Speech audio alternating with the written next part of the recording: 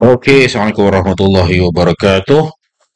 Video kali ni adalah untuk saya nak terangkan macam mana kita nak berkolaborasi dengan si ChatGPT ni lah.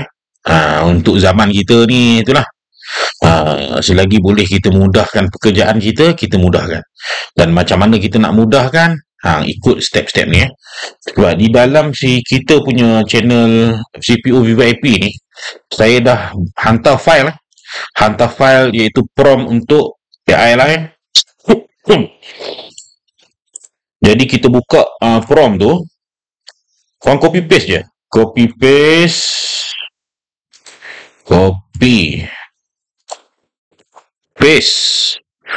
Saya nak awak bantu saya faham teknik yang saya tetapkan. Sila fahamkan semua, simpan sebagai memori. Ini penting perkataan-perkataan ni. Alright. Kemudian kita hantar ke dia. Jadi dia akan ada dia punya cara untuk save memori tu lah. Arahan telah diterima. Okey. Alright. Okey. Kemudian macam mana kita nak guna? Dan kita boleh guna dekat WhatsApp. WhatsApp punya ChatGPT. Kalau korang tak jumpa WhatsApp punya ChatGPT tu, tanya saya. Saya akan bagi nanti. Sekejap. Saya nak tunjuk ni. Contoh Mari kita bagi contoh. Contoh Okey. Kita andaikanlah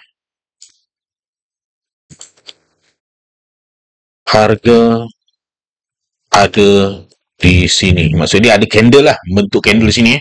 Kita pun screenshot, copy image, kemudian kita pergi hantar dekat benda ni. Okey. Harga ada di level ini. Apa yang perlu saya buat? Cadangkan direction. Okey. Kita tunggu dia jawab. Berdasarkan screenshot, kedudukan harga semasa harga berada sekitar 4,010, 4,014 ya ke? Bukan ni. 4,010.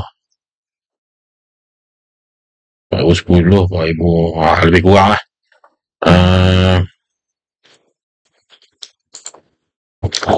Salah ni. Bukan 4,010.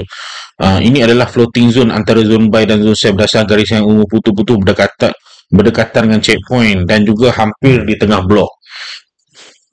Betul lah tu. Kalau hampir di tengah blok, betul. Sekejap, kita beri kecil sikit Kalau hampir di tengah blok tu, betul lah tu. Dia ni nampak tang sini kot sebab tak nampak candle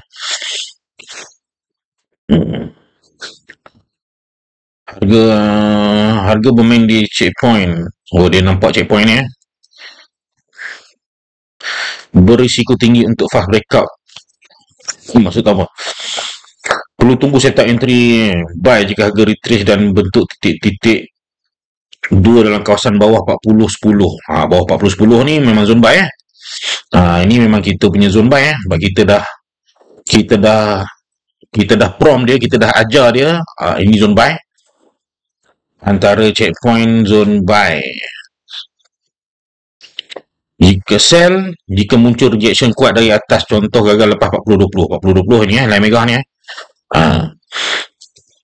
ini bukanlah ni. Ini kalau ni untuk continuous contohlah waktu tu kita pukul 3 petang.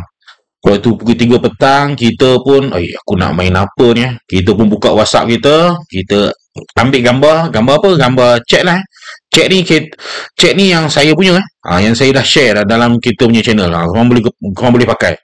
Korang tengok harga tu ada tang mana dalam bahagian kawasan blok harga kita ni lah.